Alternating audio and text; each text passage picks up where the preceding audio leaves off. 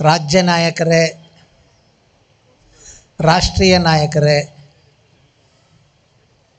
ಉಡುಪಿಯ ಈ ಸಮಾವೇಶವನ್ನು ಏರ್ಪಡಿಸಿರ್ತಕ್ಕಂಥ ಕ್ರಿಯಾಶೀಲ ಯುವಕ ಯುವತಿಯರೇ, ಈಗ ಇವತ್ತಿನ ಕಾರ್ಯಕ್ರಮದಲ್ಲಿ ಸೇವ್ ಡೆಮಾಕ್ರಸಿ ಸಂವಿಧಾನ ಮತ್ತು ರಾಜಕೀಯ. ಈಗ ಸೇವ್ ಡೆಮಾಕ್ರಸಿ ಅಂತಂದರೆ ಪ್ರಜಾಪ್ರಭುತ್ವವನ್ನು ಉಳಿಸಬೇಕು. ಯಾರು ಉಳಿಸಬೇಕು? ಬದಲಾದ ಸನ್ನಿವೇಶದಲ್ಲಿ, ನಾನು ಹೇಳ್ತಾ ಇರೋದು ಬದಲಾದ ಸನ್ನಿವೇಶದಲ್ಲಿ ನನ್ನನ್ನು ಯಾರಾದರೂ ನಿನ್ನ ಜಾತಿ ಯಾವುದು ಅಂತ ಕೇಳಿದ್ರೆ ನಾನು ನನ್ನ ಜಾತಿ ಪ್ರೀತಿ ಅಂತ ಹೇಳ್ತೀನಿ. ನಿನ್ನ ಧರ್ಮ ಯಾವುದು ಅಂತ ಕೇಳಿದ್ರೆ ಮಾನವ ಧರ್ಮ ಅಂತ ಹೇಳ್ತೀನಿ. ಇವತ್ತು ಡೆಮಾಕ್ರಸಿಯನ್ನು ಉಳಿಸಬೇಕಾಗಿದ್ದವರು 140 ಕೋಟಿ ಜನರು ಉಳಿಸಬೇಕು. ಒಂದು ವೇಳೆ ನಮ್ಮ ಪಕ್ಷ 15 ವರ್ಷ ಆಯಿತು ಅಸ್ತಿತ್ವಕ್ಕೆ ಬಂದು, ಅದರಿಂದ 20 ವರ್ಷಕ್ಕೆ ಹಿಂದೆ STPI ಪಕ್ಷ ಅಧಿಕಾರಕ್ಕೆ ಬಂದಿದ್ರೆ ಇಂಥ ಘಟನೆ ನಡೀತಾ ಇತ್ತ ಅಂತ ಹೋಗಿ ಊಟ ಬಿಟ್ಟು ತಿಂಡಿ ಬಿಟ್ಟು ಯೋಚನೆ ಮಾಡಿ. ರಾತ್ರಿ ಟೈಮ್ನಲ್ಲಿ ಈ ಹಿಂದೆ ಬ್ರಿಟಿಷರ ಕಾಲದಲ್ಲಿ ಜಾರಿಯಲ್ಲಿದ್ದಂಥ 1935ರ ಭಾರತ ಸರ್ಕಾರದ ಕಾಯ್ದೆಯ ಬದಲಾಗಿ ಭಾರತೀಯರೇ ಬರೆದುಕೊಂಡ ಸಂವಿಧಾನವು ಜನವರಿ 26, 1950 ಜಾರಿಗೆ ಬಂತು. ನವೆಂಬರ್ 26, 1949 ಅದನ್ನು ಅಂಗೀಕರಿಸಲಾಯಿತು. ಆಗಸ್ಟ್ 28, 29 1947 ಸಂವಿಧಾನ ಸಮಿತಿಯ ರಚನಾ ಸಮಿತಿಯ ಅಧ್ಯಕ್ಷರಾಗಿ ಡಾಕ್ಟರ್ BR ಅಂಬೇಡ್ಕರ್ ಅವರು ನೇಮಕಗೊಳ್ತಾರೆ. ದಿನದ 18 ಗಂಟೆಗಳ ಕಾಲ ಅವ್ರು ಕೆಲಸ ಮಾಡ್ತಾರೆ. ಇಡೀ ಪ್ರಪಂಚಾದ್ಯಂತ ಎಲ್ಲವನ್ನು ಸುತ್ತುತ್ತಾರೆ. ಕಾಯಿಲೆ ಬರ್ತದೆ, ಕೈಕಾಲೆಲ್ಲ ಊದ್ಕೋತದೆ, ಆರೋಗ್ಯ ಕೆಡ್ತದೆ, ಆದರೂ ಕೂಡ ಅವರು ಇದಂತಾರೆ. ಅದರಲ್ಲಿ 7 ಜನ ಸಮಿತಿ ಇರ್ತಾರೆ. ರಾಜೇಂದ್ರ ಪ್ರಸಾದ್ ಈ ಥರ ಎಲ್ಲರೂ ಕೂಡ ಏನಾಗ್ತಾರೆ, ಎಲ್ಲ ತಪ್ಪಿಸ್ಕೊಳ್ತಾರೆ, ಇದೊಯ್ತಾರೆ. ಆಮೇಲೆ ಸುಮಾರು ಈ ಸಂವಿಧಾನ 2 ವರ್ಷ ಸಂಸತ್ನಲ್ಲಿ ಚರ್ಚೆ ಆಯ್ತದೆ. ಹಗಲು ರಾತ್ರಿ ಸಂಶೋಧನೆ, ಚಿಂತನೆ, ಮಂಥನ ನಡೆಸಿ ಪ್ರಪಂಚದ ವಿವಿಧ ರಾಷ್ಟ್ರಗಳನ್ನು ಆಡಳಿತವನ್ನು ಅಧ್ಯಯನ ಮಾಡಿ 2 ವರ್ಷ 11 ತಿಂಗಳು 18 ದಿನ ಟೈಮ್ ತಗೊಂಡು ಡಾಕ್ಟರ್ BR ಅಂಬೇಡ್ಕರ್ ಅವರು ರಚಿಸ್ತಾರೆ. 114 ದಿನ ಸತತವಾಗಿ ಸಂಸತ್ನಲ್ಲಿ ಚರ್ಚೆ ನಡೀತದೆ. 395 ವಿಧಿಗಳಿದ್ದಾವೆ, 8 ಅನುಸೂಚಿಗಳಿವೆ, 22 ಅಧ್ಯಾಯಗಳಿವೆ. ನವೆಂಬರ್ 26, 1941 ಅಂಗೀಕಾರ, ಜನವರಿ 26, 1950 ಸಂವಿಧಾನ ಜಾರಿಗೆ ಬಂತು. ನೋಡಿ, ಈ ಮಣ್ಣಲ್ಲಿ ಪ್ರತಿಭೆ, ಅರ್ಹತೆ, ಸಾಮರ್ಥ್ಯ ಮಣ್ಣಲ್ಲಿ ಮಣ್ಣಾಗಿ ಮುಚ್ಚೋಗ್ತದೆ. ಒಬ್ಬ ಬ್ರಾಹ್ಮಣ ಸಾಗಿ ಹುಲಿಯನ್ನು ಬೇಟೆ ಮಾಡಲಿಕ್ಕೆ ಹೋಗ್ತಾನೆ. ಆ ಹುಲಿ ಅವನ್ನ ಅಟ್ಟಿಸ್ಕೊಂಬರ್ತದೆ, ಗಾಯ ಮಾಡ್ತದೆ, ಬರ್ತಾನೆ, ಬಂದು ನಾನು ಹುಲಿಯನ್ನು ಕೊಂದ ಅಂತ ಹೇಳ್ತಾನೆ. ಜನ ನಂಬ್ಕೊಳ್ತಾರೆ. ಹುಲಿಗೆ ಶಿಕ್ಷಣ ಇರೋದಿಲ್ಲ, ದಾಖಲಾತಿ ಇರೋದಿಲ್ಲ, ಯಾವುದೇ ಕುರುಹುಗಳಿಲ್ಲ. ಆದರೆ ಇವತ್ತು ಯಾವುದೇ ರಾಜಕೀಯ ಪಕ್ಷಗಳು BJP, RSS ಇವುಗಳನ್ನು ಬಯಲು ಮಾಡೋಂಥ ಸಾಮರ್ಥ್ಯ ಇಲ್ಲ. ಇವತ್ತು ಪ್ರತಿಯೊಂದನ್ನು ವೈಜ್ಞಾನಿಕವಾಗಿ, ಸೈದ್ಧಾಂತಿಕವಾಗಿ, ತಾತ್ವಿಕವಾಗಿ, ಎಳೆಯಾಗಿ ಬಿಡಿಸಿರ್ತಕ್ಕಂಥ ಸಾಮರ್ಥ್ಯ, ಅಂತಹ ಬುದ್ಧಿವಂತ ಕೇಡರು ನಮ್ಮ ಪಕ್ಷದಲ್ಲಿದ್ದಾರೆ. ನೋಡಿ, ಛತ್ತೀಸ್ಗಢದ ಬಿಲಾಯಿ ಪಟ್ಟಣದಲ್ಲಿ ನಡೆದಂಥ ಬ್ರಾಹ್ಮಣ ಮಹಾಸಭಾದಲ್ಲಿ ಪುರಿ ನಿಶ್ಚಲಾನಂದ ಸ್ವಾಮೀಜಿ ಹೇಳ್ತಾನೆ, ನಮ್ಮ ಸಂವಿಧಾನವನ್ನು ತಿಪ್ಪೆಗೆ ಸರಿ ಅಂತಾನೆ. 140 ಕೋಟಿ ಜನರು ಬೆಳಗ್ಗೆ ಎದ್ದಾಗ ತಮ್ಮ ತಮ್ಮ ಸಮಸ್ಯೆಗಳಿಗೆ ಸಂವಿಧಾನದ ಕಾಲಮನ್ನೇ, ಕಾಯ್ದೆಯನ್ನೇ ಹಾಕಿ ಕೊಟ್ಟು ಅನುಮತಿ ಪಡಿತಾರೆ. ಇಲ್ಲಿ ಸಂವಿಧಾನವನ್ನು ತಿಪ್ಪೆಗೆಸಿರಿ ಅಂತಾನೆ. ಆಮೇಲೆ ಅಲಿಗಢ ಯೂನಿವರ್ಸಿಟಿಲಿ ಏನಾಯ್ತದ ನೋಡ್ರಿ, ಮದನ್ ಮೋಹನ್ ಮಾಳವೀಯ ಅಂತಕ್ಕಂಥವನು ಜಯಂತಿ ಕಾರ್ಯಕ್ರಮದಲ್ಲಿ ಜಾತಿಯ ಆಧಾರಿತ ಮೀಸಲಾತಿಯನ್ನು ರದ್ದು ಮಾಡಿ ಆರ್ಥಿಕ ಆಧಾರಿತ ಮೀಸಲಾತಿಯನ್ನು ತರಬೇಕೆಂದು ನಿರ್ಣಯ ಕೈಗೊಳ್ತಾರೆ. ಅದರ ಪ್ರತಿಫಲವೇ EWS, ಎಕನಾಮಿಕಲಿ ವೀಕರ್ ಸೆಕ್ಷನ್. ಅದು ಆರ್ಥಿಕವಾಗಿ ಸಾಮಾಜಿಕವಾಗಿ ಅವಮಾನಗೊಂಡವ್ರು ಹಿಂದುಳಿದವ್ರು ಕೊಡಬೇಕು. ಚರ್ಚೆನೂ ಮಾಡಲಿಲ್ಲ, ಅರ್ಜಿನೂ ಕೊಡಲಿಲ್ಲ, ಲೋಕಸಭೆಯಲ್ಲೂ ಚರ್ಚೆ ಆಗಲಿಲ್ಲ, ರಾಜ್ಯಸಭೆಯಲ್ಲೂ ಚರ್ಚೆ ಆಗಲಿಲ್ಲ. ಈಗ ಎಲ್ಲ ಇದರಲ್ಲೂ ಕೂಡ ಅವರು ಪರ್ಸೆಂಟೇಜನ್ನು ತಗೊಳ್ತಾ ಇದ್ದಾರೆ. ಮಧ್ಯಪ್ರದೇಶದ ಮುರೇನ್ ಬ್ರಾಹ್ಮಣ ಅಧಿವೇಶನದಲ್ಲಿ ಕೂಡ ಇಂಥದ್ದೇ. ಈ ಕಾರಣಕ್ಕಾಗಿ ನಾವು ಸುಪ್ರೀಂ ಕೋರ್ಟ್ಗೆ ಹೋಯ್ತು. ಯಾವ ರಾಜಕೀಯ ಪಕ್ಷಗಳು ಕೂಡ ಇದ್ರ ಬಗ್ಗೆ ಚಾಕಾರ ಎತ್ತಲಿಲ್ಲ. ಸುಳ್ಳು ಹೇಳಿದ್ರೆ ನನ್ನ ನೀವು ಗುಂಡಿಟ್ಕಂತ ಕೊಲ್ರಿ. STPI ಸುಪ್ರೀಂ ಕೋರ್ಟ್ ಕೇಸ್ ಆಗ್ತೋ, ಹೈಕೋರ್ಟ್ ಕೇಸ್ ಆಗ್ತೋ, ನಾನೇ ಹಾಕಿಸ್ತೆ, ನನ್ನ ಕೈಲೇ ಹಾಕಿಸ್ತೀನಿ. ಈಗ ಅರ್ಥ ಆಯ್ತಲ್ಲ, ಶತ್ರು ಯಾರು, ಮಿತ್ರರು ಯಾರು, ಜನಸೇವೆ ಯಾರು ಮಾಡ್ತಾರೆ, ಸಮಾಜ ಸೇವೆ ಯಾರು ಮಾಡ್ತಾರೆ ಅಂತಕ್ಕಂಥದ್ದನ್ನು. ಈ ಎಲ್ಲ ದೃಷ್ಟಿಯಿಂದ 19/4/2015 ಡಾರ್ಜಿಲಿಂಗ್ನಲ್ಲಿ ನಡೆದ ಬ್ರಾಹ್ಮಣ ಮಹಾಸಭಾದಲ್ಲಿ ಧರ್ಮಾಂತರ ಮತ್ತು ಮೀಸಲಾತಿಯನ್ನು ರದ್ದು ಮಾಡಬೇಕೆಂದು ನಿರ್ಣಯವನ್ನು ಕೈಗೊಳ್ತಾರೆ. ನೀವು ಅಷ್ಟೇ ಯಾಕೆ, ಬ್ರಿಟಿಷರು ಇದ್ದಾಗ ಸತಿಸಾಗಮನ ಪದ್ಧತಿಯನ್ನು ನಿಲ್ಲಿಸಿದಾಗ ಬ್ರಿಟಿಷರು ಸತಿಸಾಗಮನ ಪದ್ಧತಿಯನ್ನು ನಿಲ್ಲಿಸಬಾರ್ದು ಅಂದ್ಬಿಟ್ಟು ಬ್ರಿಟಿಷ್ ಕೋರ್ಟ್ಗೆ ದಾವೆ ಹಾಕ್ತಾರೆ. ಟಿಪ್ಪು ಸುಲ್ತಾನು ಮಹಿಳೆಯರಿಗೆ ಸ್ಥಾನವನ್ನು ಮೈ ಮುಚ್ಚತಕ್ಕಂಥ ಇದನ್ನು ತಂದಾಗ ಅದನ್ನು ತೆರವುಗೊಳಿಸಬಾರ್ದು ಅಂತೇಳಿ ಅದಕ್ಕೆ ಕೇಸ್ ಹಾಕ್ತಾರೆ. ಇವೆಲ್ಲವೂ ಕೂಡ ಯಾವುದೇ ಪತ್ರಿಕೆಗಳು ಹೇಳೋದಿಲ್ಲ, ಮಾಧ್ಯಮಗಳು ಹೇಳೋದಿಲ್ಲ, TV ಮಾಧ್ಯಮಗಳು ಹೇಳೋದಿಲ್ಲ. ಇರ್ಬೋದು, ಒಂದು 10 ನಿಮಿಷ ಹೇಳ್ಬೋದು. ನೋಡಿ, ಇಲ್ಲಿ ಈಗ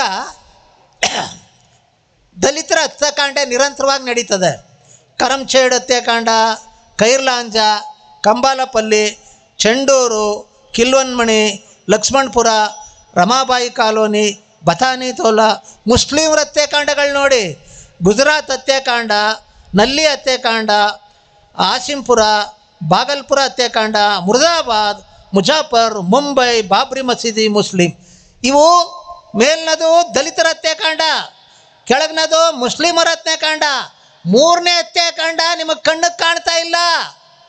ನರೇಂದ್ರ ಮೋದಿ ಹಿಂದೂಗಳ ಹೆಸರಿನೆಲ್ಲ ಹೇಳ್ಕೊಂಡು ಹಿಂದೂಗಳನ್ನೇ ಹತ್ಯಾಕಾಂಡ ಮಾಡ್ತಾ ಇದ್ದಾರೆ. ಯಾವ ರೀತಿ ಹತ್ಯಾಕಾಂಡ ಅಂತ ನಾನು ಹೇಳ್ತೀನಿ. 50 ಲಕ್ಷ ಜನ ಕೊರೋನಾದಲ್ಲಿ ಔಷಧಿ ಸಿಕ್ಕಿದ್ರೆ ಸಾಯ್ತಾ ಇದ್ರು, ಸತ್ರು. ಇದು ಅವರು ನಮ್ಮ ಹಿಂದೂಗಳಿಗೆ ಮಾಡಿದಂಥ ಮೋಸ. ಅಥವಾ 50 ಲಕ್ಷನೇ ಜನನ ಅವ್ರು ಉಳಿಸ್ತಾರೆ ಅಂತಲೇ ನಾವು ಯಾರೋ ಸರ್ಟಿಫಿಕೇಟ್ ಕೊಡೋಣ. ಬರೀ ಅಷ್ಟೇ ಅಲ್ಲ, ಹಿಂದೂಗಳಿಗೆ ಪ್ರತಿಯೊಬ್ಬ ಯುವಕರಿಗೆ ಯುವಕರು ಅಂದರೆ ಯುವಜನಾಂಗ ಡ್ರಗ್ಸು, ಗಾಂಜಾ, ಹೆರಾಯಿನು, ಬ್ರೌನ್ ಶುಗರು, ಇಲ್ಲಿಗಲ್ ಆಕ್ಟಿವಿಟೀಸ್ ತೊಡಗಿಸ್ಕೊಂಡಿದೆ. ಇವರು ಆ ಯುವ ಜನಾಂಗಕ್ಕೆ 2 ಕೋಟಿ ಕೊಟ್ಟು ಆ ಯುವಕರನ್ನ ಉದ್ಧಾರ ಮಾಡಿದ್ರು. ಕೊಟ್ಟಿದ್ದಾರೆ ಅಂತ ತಿಳ್ಕೊಳ್ಳೋಣ ನಾವು. 2 ಕೋಟಿ ಕೊಟ್ಟು ಆ ಯುವಕರನ್ನ ಉದ್ಧಾರ ಮಾಡಿದ್ರು. ನೋಡಿ, ಇವತ್ತು ಹೊರದೇಶಕ್ಕೆ ಹೋಗ್ತಾರೆ, 2 ಕೋಟಿ ರೂಪಾಯಿದ್ದು ಡ್ರೆಸ್ ಹಾಕ್ತಾರೆ, ಇಡೀ ವಿಶ್ವಾದ್ಯಂತ ಸುತ್ತಾರೆ. ಕೊನೆ ಪಕ್ಷ ನಾನು ಈ ಜನರಿಂದ ಆಯ್ಕೆ ಆಗಿದ್ದೀನಿ, ನಾನೇ ರಾಜಕೀಯ ವ್ಯಕ್ತಿ ಆಗಿದ್ದರೆ ಇಷ್ಟೊಂದು ಸಮಸ್ಯೆ ಇಲ್ಲಿ, ಬಡತನ ಇದೆ, ಹಸಿವಿದೆ, ಅಸ್ಪೃಶ್ಯತೆ ಇದೆ, ಜಾತೀಯತೆ ಇದೆ, ಕೋಮು ಭಾವನೆ ಇದೆ, ಇಷ್ಟೆಲ್ಲ ಇರುವಾಗ ನಾನು ಈ ರೀತಿ ಸೋಕಿ ಮಾಡಂಗಿದ್ದರೆ ನನಗೆ ಹೇಳ್ಕೊಳ್ತಾ ಇರೋದು, ಬದುಕ್ತಿರ್ನಿಲ್ಲ, ಆತ್ಮಹತ್ಯೆ ಮಾಡ್ಕೊತಾ ಇದೆ. ಅವ್ರನ್ನ ಬೈಯೋದ್ರಿಂದ, ಇನ್ನೊಂದು ಅಪಸ್ವರ ಮಾಡೋದ್ರಿಂದ ಏನು ಪ್ರಯೋಜನ ಇಲ್ಲ. ಈ ಎಲ್ಲ ಇದರಿಂದ ನಾನು ಹೇಳೋದು ಅಂತ ಏನು ಅಂತಂದರೆ, ಈಗ ನಮ್ಮ ಮುಂದಿರುವ ಸವಾಲುಗಳೇನು? 1 ನಿಮಿಷ ಆಗ್ತದೆ ಸರ್. ಮುಂದಿರುವ ಸವಾಲುಗಳೇನು? ಈಗ ಕೇಳ್ಕೊಂಡು ಹೊರಟೋಗ್ಬಿಡೋದ? ಹಾಗಾದ್ರೆ ಈ ದೇಶ ಯಾರ್ದು? ದುಡಿಯೋನು ಯಾರು?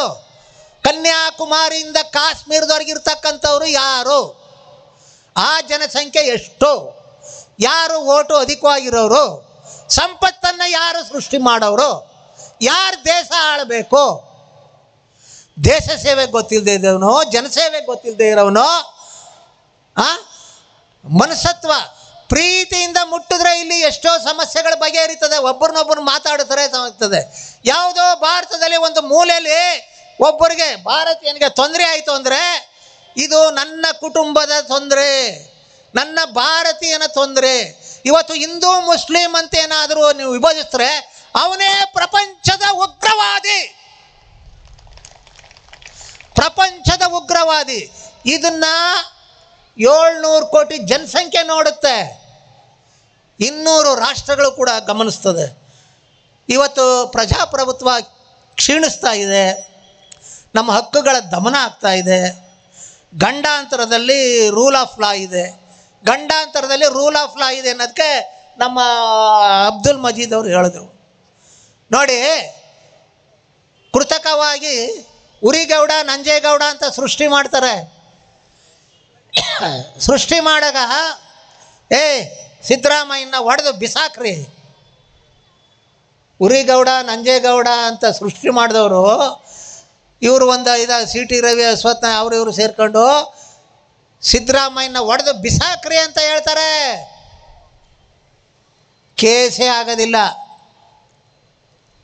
ಏನು ಇದನ್ನದೇ ಇಲ್ಲ ನೋಡಿ. ನಾವು ಈ ಕಾಂಗ್ರೆಸ್ಸು ಭಾಳ ಪರಿವರ್ತನೆ ಆಗಬೇಕು, ಗರ್ವ ಅಹಂಕಾರ ದುರಹಂಕಾರ ಬಿಡಬೇಕು. ಇಲ್ಲಿ ಅಲ್ಪಸಂಖ್ಯಾತರು 1,05,00,000 ಜನ ಇದ್ದಾರೆ, ಮುಸ್ಲಿಮರು 90 ಲಕ್ಷ ಇದ್ದಾರೆ, ಲಿಂಗಾಯತರು 65 ಲಕ್ಷ ಇದ್ದಾರೆ, ಗೌಡ್ರು 60 ಲಕ್ಷ ಇದ್ದಾರೆ, ಕುರುಬರು 40 ಲಕ್ಷ ಇದ್ದಾರೆ. ಹಿಂಗೆ ಬೇರೆ ಬೇರೆ ಜಾತಿಗಳಿದಾರಲ್ಲ, ಇವ್ರಿಗೆ ಯಾವ 15 ಈ ಕಾಂಗ್ರೆಸ್ ಬಂದ ಮೇಲೆ ಎಷ್ಟು ಜನಕ್ಕೆ ನೀವು ಮುಖ್ಯಮಂತ್ರಿ ಮಾಡಿದಿರಿ? ಇದಕ್ಕೆಲ್ಲ ಭಾಳ ಉತ್ತರ ಕೊಡಬೇಕಾಗ್ತದೆ. ಸೊ ಆಪತ್ನಲ್ಲಿ ಧರ್ಮ ನಿರಪೇಕ್ಷತೆ ಇದೆ ಮತ್ತು ಜಾತ್ಯತೀತತೆ ನಲಿಸ್ತಾ ಇದೆ. ಮರೆಯಾಗುತ್ತಿರುವ ಕಲ್ಯಾಣ ರಾಜ್ಯದ ಕಲ್ಪನೆ, ಅಪ್ರಸ್ತುತವಾಗುತ್ತಿರುವ ಸಾಮಾಜಿಕ ನ್ಯಾಯ, ಮಾನವ ಹಕ್ಕುಗಳ ಉಲ್ಲಂಘನೆ. ಸೊ ಈ ಎಲ್ಲ ದೃಷ್ಟಿಯಿಂದ ಇವುಗಳಿಗೆ ದಾರಿ ಕಂಡುಕೊಳ್ಬೇಕು. ಹೇಗೆ ಕಂಡುಕೊಳ್ಬೇಕು? ದಿನಕ್ಕೊಂದು ಸಾರಿ ಊಟ ತಿಂಡಿ ಮಾಡ್ದಂಗೆ ಈ ರಾಷ್ಟ್ರವನ್ನು ರಕ್ಷಣೆ ಮಾಡಲಿಕ್ಕೆ ಈ ರಾಷ್ಟ್ರದ ಅನೇಕ ಜನರು ಹುತಾತ್ಮರು ತ್ಯಾಗ ಬಲಿದಾನಗಳಿಂದ ಈ ರಾಷ್ಟ್ರವನ್ನು ಕಟ್ಟಿದ್ದಾರೆ, ಕೊಟ್ಟಿದ್ದಾರೆ, ತ್ಯಾಗ ಮಾಡಿದ್ದಾರೆ. ಏನೇನು ಇಲ್ಲದೇದವರು ಇವತ್ತು ಬೇರೆ ಇನ್ನೊಂದು ಕಾನೂನು ತರಲಿಕ್ಕೆ ಕೊಟ್ಟಿದ್ದಾರೆ. ಏನು ಕಾನೂನು ಗೊತ್ತಾ? ಒಂದು ದೇಶ ಒಂದು ಚುನಾವಣೆ.